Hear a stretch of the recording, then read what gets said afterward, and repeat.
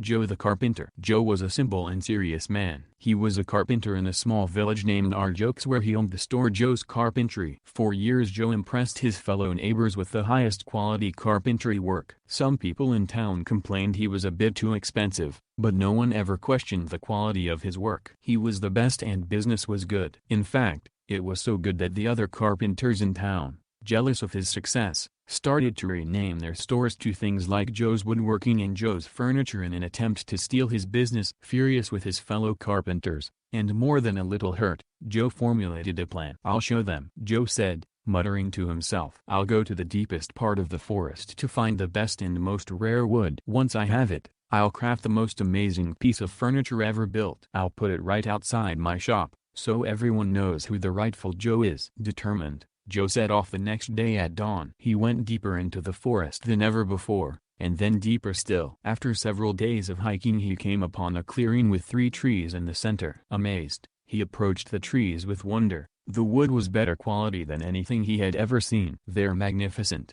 These are exactly what I needed," Joe exclaimed while reaching for his axe. "Why thank you, Joe," said a gravelly voice. "We have watched you for some time." Who's there?" asked Joe, brandishing his axe and shaking with fear. "We are the Ents of the forest, Joe. We tend to all the trees throughout our domain," said another voice, the same yet distinct from the first. Joe looked up into the trees, trying to find the source of the voices. Gazing into the branches he saw what appeared to be faces in the bark of each of the trees. Angry faces. Their eyes were smoldering red, and they had furious scowls that only gnarled wood could produce. "You've been carving up our brethren, Joe. You will suffer," said the Ents in unison, and they attacked Joe with all their fury. "I didn't know." "Please, spare me," cried Joe, but to no avail. He was bludgeoned, scratched and beaten, but not defeated. Joe knew wood, he knew it well, and he had all the tools to chop down the toughest of trees. So he mustered his strength, and attacked with everything he had. Chopping, hacking, sawing, and breaking. All the while the Ents screamed at him with wild fury, seemingly possessed. Once Joe had gotten over his initial shock, he realized the trees were fairly slow, and it wasn't hard to avoid their attacks. Finally, after what seemed like days, the battle turned in his favor, yet the Ents continued their attack, even in the face of defeat. "Please, just calm down," Joe said, exhausted. "I don't want to hurt you anymore." A branch smacked him in the face, and he chopped it back. "Stop. You guys are living miracles. I don't want to kill you." Whap! A small twig hit him right in the family jewels. Enraged and exhausted, Joe's mind snapped. "I said,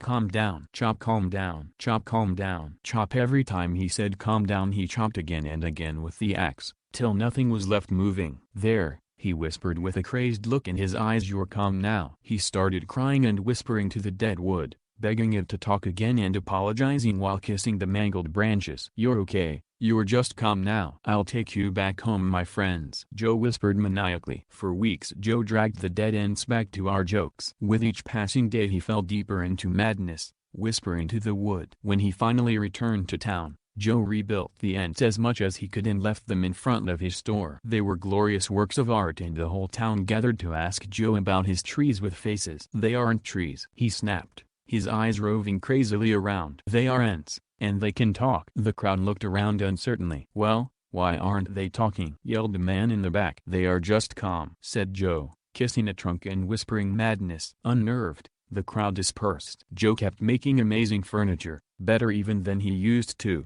but he kept whispering to the Ents and kissing them. Soon enough the people of the town stopped caring about his quirky way with the Ents. "It's just part of his woodworking genius," they would say. Life got back to normal. About a month later a rich landowner came to the small village to commission the famous Joe for an elegant table. Looking around the village he saw 3 separate carpentry stores with Joe in the name. Baffled, he asked a local where he could find the actual Joe. The local raised an eyebrow and pointing towards Joe, who was stroking and kissing the rebuilt Ents, the local said, "Here in Arge Oaks, everyone knows that the real Joe kissin' the calm Ents." My mom always wanted to name her kids with the 4 same letters. There's my 2 sisters Lana and Nala, and then there's me, Alan. How does a cat like its steak cooked? Rawr. I know, dad joke, but I'm desperate for some love since it's my birthday. A man and a woman are sitting beside each other on an airplane. The woman sneezes and right after she is done she shudders and moans. The man asks, Are you alright? Because the sneezing seems normal but the shuddering and shivers.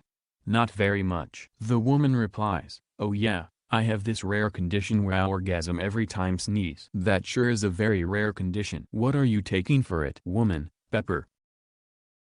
It is near the end of the school year. The teacher has turned in the grades and there is really nothing more to do. All the children are restless because of this.